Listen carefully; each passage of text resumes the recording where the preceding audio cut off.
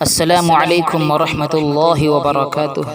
دوستو، آپ سب کیسے ہیں؟ امید ہے کہ آپ سب بخیریت سے ہی ہوں گے۔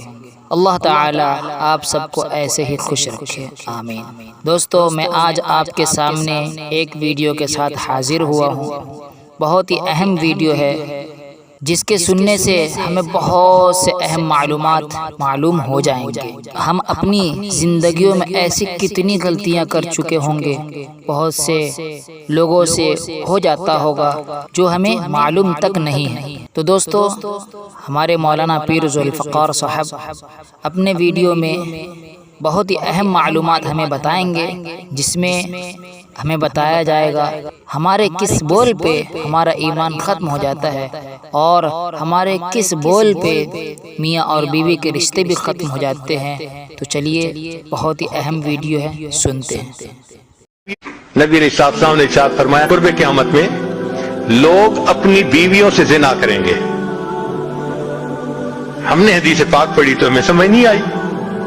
ہم نے اپنے استاد سے پوچھا کہ استاد جی، یہ کیا معنی ہے کہ اپنی بیویوں سے زنا کریں گے؟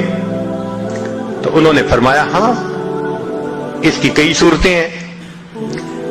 ایک صورت تو اس کی یہ ہے کہ مرد یا عورت کوئی کفریہ بول دے اور نکاح ٹوٹ جائے، اور ان کو اس کا پتہ ہی نہیں کہ نکاح ٹوٹا یا نہیں۔ اور واقعی آج تو کفریہ کلمات کا علم ہی نہیں لوگوں کے پاس۔ بہت سینسیٹیو مسئلہ ہے یہ۔ مالا بدہ من میں فارسی کی کتاب ہے، ہم مفتی صاحب سے پڑھ رہے تھے، تو جب انہوں نے کلمات کفر پڑھائے تو ہماری آنکھیں کھل گئیں۔ اس میں حضرت مفتی کفایت اللہ رحمۃ اللہ علیہ نے لکھا ہے، نہ مفتی قاضی ثناء اللہ پانی پتی رحمۃ اللہ علیہ نے لکھا ہے کہ اگر دو بندے گفتگو کر رہے تھے، ایک نے کہا کہ یہ تو شریعت کی بات ہے، اور اگلے نے جواب دیا، رکھ پرے شریعت کو فقد کفر، وہ آدمی کافر ہو گیا۔ شریعت کے بارے میں ایسی بات کہہ دینا کہ رکھ پرے شریعت کو، ایمان کہاں بچتا ہے؟ سوچئے۔ تو ہمیں چاہیے کہ ہم علماء سے پوچھیں کہ بھئی کلمات کفر کون کون سے ہیں۔ یہ نہ ہو کہ کہیں ایسے جملے ہم بولیں۔ کئی جملے تو بہت کامن ہیں۔ مثلاً علماء نے لکھا ہے کہ کسی نے کہا کہ کہاں رہتے ہو؟ دوسرے نے کہا فلاں جگہ رہتا ہوں۔ او خدا دے پچھاوڑے، خدا کے پچھاوڑے یعنی خدا کے پیچھے رہتے ہو، فقط کفر، ایسا بندہ کہنے والا کافر ہو جاتا ہے۔ تو ان کا علم حاصل کرنا ضروری کہ کہیں ہم تو اپنی گفتگو میں کوئی ایسی بات نہیں کہہ جاتے، اور اگر نکاح ٹوٹ گیا تو پھر اپنے ذہن میں میاں بیوی رہ رہے ہیں اور زنا کا گناہ لکھا جا رہا ہے۔ تو فرمایا کہ مرد قرب قیامت میں اپنی بیویوں سے زنا کریں گے۔ ایک صورت تو یہ ہے، یہ کفریہ کلمہ بیوی بولے تو بھی نکاح ٹوٹا، خامد بولے تو بھی نکاح ٹوٹا۔ اور دوسری صورت ایک دوسرے کے ساتھ آرگومنٹس، اور یہ تو ہر گھر کی آج بات نظر آتی ہے۔ جس گھر میں دیکھو الا ماشاء اللہ وہی حال ہے۔ جب شادی ہوئی میں بولتا تھا، بیوی سنتی تھی۔ اس نے کہا پھر؟ کہتے پھر بچے ہو گئے، پھر بیوی بولتی تھی، میں سنتا تھا۔ اس نے کہا پھر؟ کہتے پھر ہم دونوں بوڑھے ہو گئے، ہم دونوں بولتے تھے، محلے والے سنتے تھے۔ تو بڑھاپے میں آرگومنٹس اور زیادہ۔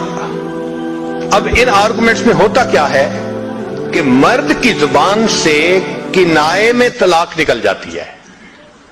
کنایا کہتے ہیں کہ لفظ تو طلاق کا نہیں بولا، لیکن بات ایسی کر دی کہ جس کا مفہوم طلاق والا ہوتا ہے، اس کو کنائے میں طلاق کہتے ہیں۔ اب یہ گناہ بہت زیادہ ہے کہ غصے میں کہہ دیتے ہیں، چلی جا، مجھے تیری کوئی ضرورت نہیں آج کے بعد۔ اس قسم کے الفاظ کہ جس کا نتیجہ یہ نکلے کہ تم میری بیوی نہیں ہے، اس کو کنایا کہتے ہیں. اب اس کے مسئلے بھی سیکھنے چاہیے.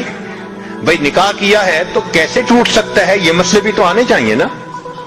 یہ کہاں لکھا ہوا ہے کہ آپ ٹیکس کے سب مسائل جانتے ہیں، بزنس کے سب کوڈز جانتے ہیں، فلاں کا سب نالج آپ نے حاصل کیا ہوا ہے، اور ایک مومن نکاح کر لیتا ہے اور اس کو نکاح طلاق کا پتہ ہی نہیں ہوتا.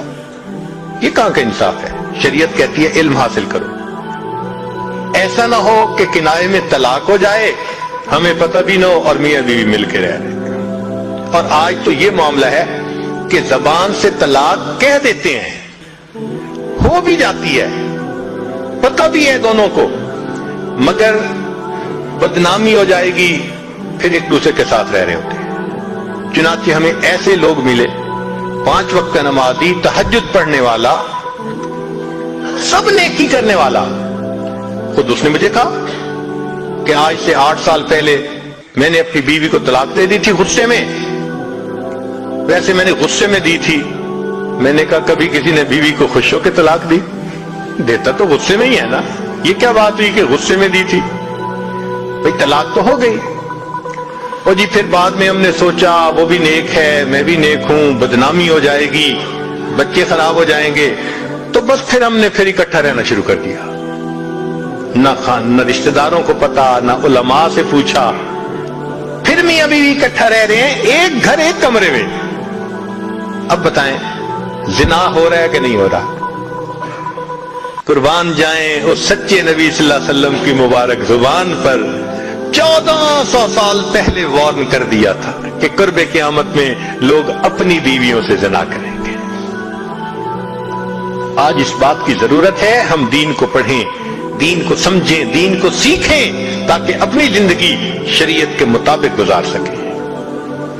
اور یہ ایسا گناہ ہے زنا، اللہ اکبر، کہ قرآن مجید میں اس کے لیے فرمایا خالدین وَيَخْلُدْ فِيهِ مُحَانًا، خالدین فیہا کا لفظ آیا. تو مفسرین نے اس پر نقطہ لکھا کہ کافر ہمیشہ ہمیشہ جہنم میں رہیں گے، مومن مسلمان خطا کار کے لیے خالدین کا لفظ. تو مفسرین نے اس کا جواب دیا جی ہاں، یہ آپس میں انوالو تھے نا، تو کہتے تھے ہم کبھی ایک دوسرے کو نہیں چھوڑیں گے، ہم کبھی نہیں چھوڑیں گے ایک دوسرے کو. یہ جو وعدے کرتے تھے ہم کبھی ایک دوسرے کو نہیں چھوڑیں گے، ہمیشہ ساتھ رہیں گے، اللہ فرماتے ہیں میں بھی تمہیں پھر ہمیشہ ہمیشہ کا عذاب دوں گا. ایک حدیث پاک میں ہے قیامت کے دن اللہ تعالیٰ کے سامنے بوڑھا زانی آئے گا، اللہ تعالیٰ اس کے چہرے کی طرف نہیں دیکھیں گے. ایک روایت میں ہے قیامت کے دن بے پردہ جو ننگے سر پھرنے والی عورت ہوگی وہ اللہ کے سامنے کھڑی کی جائے گی، اللہ تعالیٰ اس کی طرف نہیں دیکھیں گے. یہ وہ گناہ ہے کہ اللہ تعالیٰ کی رحمت کی نظر ہی قیامت کے دن نہیں پڑے گی. آج اس سے بچنے کی ضرورت ہے. تو دوستو ہم نے مولانا صاحب کی بیان کو سنا ہے اور ہمیں بہت سی اہم معلومات ہوئی ہیں. اللہ تعالیٰ سے دعا ہے کہ اللہ تعالیٰ ہمیں ایسی غلطیاں کرنے سے بچائے اور ہمارے ایمان کی اور اعمال کی حفاظت فرمائے، اور اللہ تعالیٰ ہمارے رشتوں کی بھی حفاظت فرمائے. اللہ تعالیٰ ہمیں مولانا صاحب کی بیانوں پہ عمل کرنے کی توفیق نصیب فرمائے. آمین آمین.